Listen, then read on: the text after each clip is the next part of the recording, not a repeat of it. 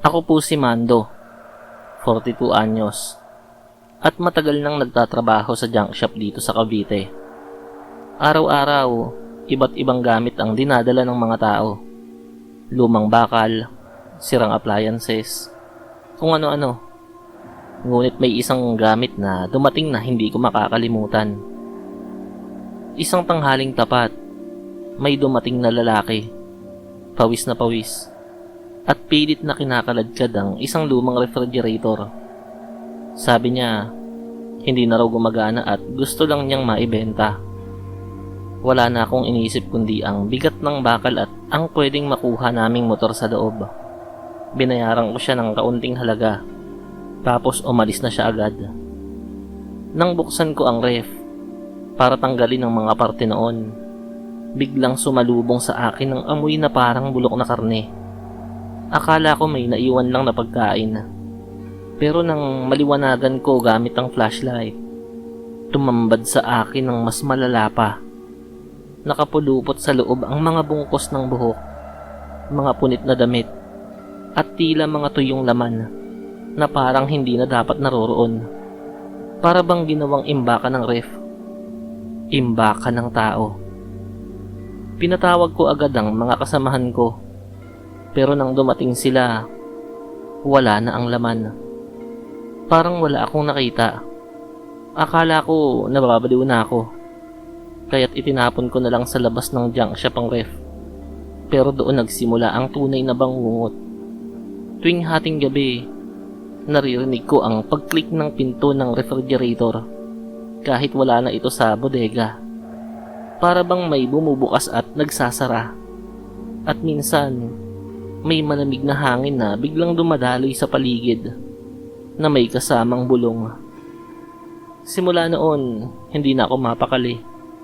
Kahit tulog ako, nararamdaman kong may malamig na kamay na humahawak sa akin. Hanggang ngayon, hindi ko alam kung totoo ang nakita kong yun o kung may nilalang talagang nakakulong sa lumang refrigerator na yun. Pero isang bagay ang sigurado, hindi na ako tatanggap ng ref sa junk shop.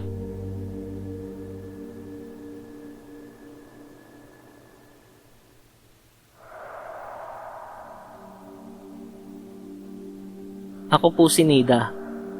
May maliit na junk shop sa Bulacan.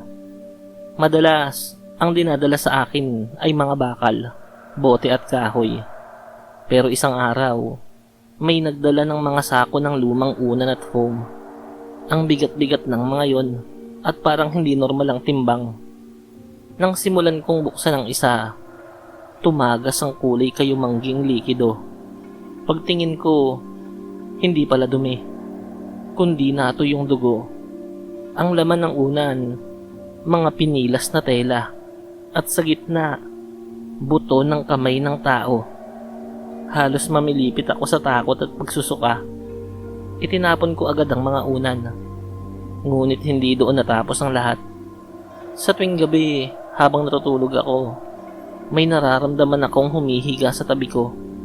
Mabigat, malamig, at minsan may basang dugo na pumapatak sa gilid ng kama. Kapag tinitignan ko, wala naman. Nang ibenta ko ang ibang unan sa mga kapitbahay, nagsimula rin silang magreklamo. Sabi ng isa, bakit parang may humihinga sa unan na binili ko sa'yo? At bakit may batang umiiyak tuwing 2:00 ng madaling araw? Pinabalik nila sa akin ang mga unan. Pero nang hanapin ko kung saan ko itinapon ng iba, wala na.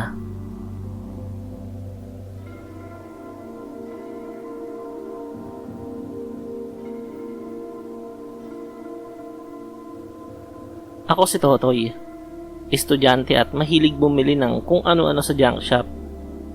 Isang araw, nakakita ako ng lumang relo, bulok at kalawangin na. Sabi ko, baka maganda yung koleksyon. Binili ko ng 10 piso lang. Nang dalhin ko sa bahay at linisin, napansin kong gumagana pa to. Pero kakaiba, humihinto ang oras tuwing 12:00 ng hating gabi. Tapos biglang maririnig ang iyak ng bata. Una mahina, pero habang tumatagal, Palakas ng palakas. Parang may batang nakakulong sa loob. Kinabukasan, dinala ko ulit sa junk shop at tinanong ang may-ari. Bigla siyang nanlumo. Tapos nagsara ng tindahan. Sabi niya, "Anak, huwag mong dalhin yan dito. Ang relo na yan ay galing sa bahay na nasunog sa Tondo. Bata ang may-ari niyan. Huling nakita, hawak-hawak ang relo bago siya lamunin ng apoy." Hindi na ako nagsayang ng oras. Ipinamigay ko ang relo sa isang nagdaang tao na hindi ko kakilala. Mabuti na rin yon. Relo lang yon. Mas mahalaga ang kaligtasan ko.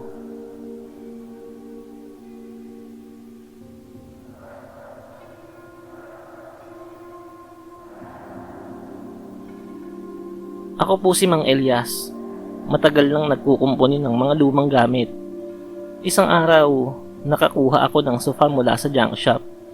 Maganda pa, kaya dinala ko sa bahay. Inayos ko, pinakintab at ginamit. Pero sa tuwing uupo ako, may naririnig akong mahina. Basag na pag-iyak ng babae. Akala ko nung una, baka guni-guni ko lang. Pero isang gabi, nagising ako sa tunog ng hikbi mula sa sala. Nang silipin ko, may babae, duguan ng damit, nakaupo sa sofa.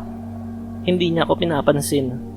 Pero kapag lalapit ako, umiikot ang ulo niya. Kinabukasan, nagtanong-tanong ako sa mga kapitbahay. Doon ko nalaman na ang dating may-ari ng sofa ay isang babaeng pinatay ng asawa. At bago siya pinaslang, dito siya nakaupo. Dito siya iniwan na duguan. Sinubukan kong ibenta ang sofa sa iba, ngunit laging bumabalik kinabukasan ng mga bumili. Nagrereklamo. May humihiga raw sa tabi nila na hindi nila nakikita. May babaeng umiiyak tuwing gabi. At minsan, may dugo raw na dumadaloy mula sa gilid ng sofa. Ngayon, nakatambak yun sa labas ng bahay ko. Pero kahit hindi ko ginagamit, gabi-gabi pa rin akong nagigising sa pag-iyak. At minsan, hindi na mula sa sofa, kundi mula sa mismong tabi ng kama ko.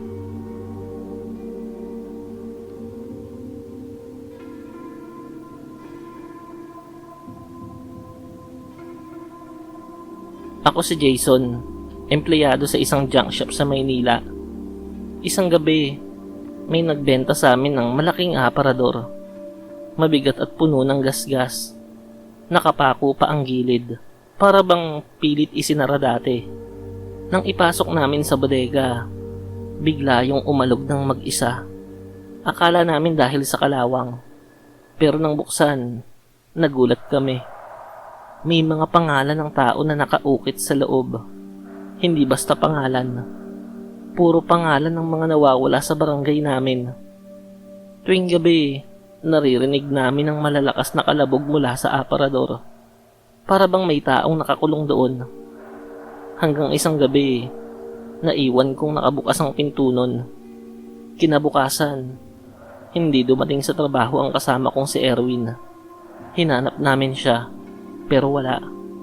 Nang buksan ko ulit ang aparador, nanlumo ako dahil nakaukit na sa loob ang pangalan niya. Simula noon, natutulog ako sa ibang lugar, malayo sa bodega. Pero kahit saan ako pumunta, naririnig ko pa rin ang malakas na kalabog.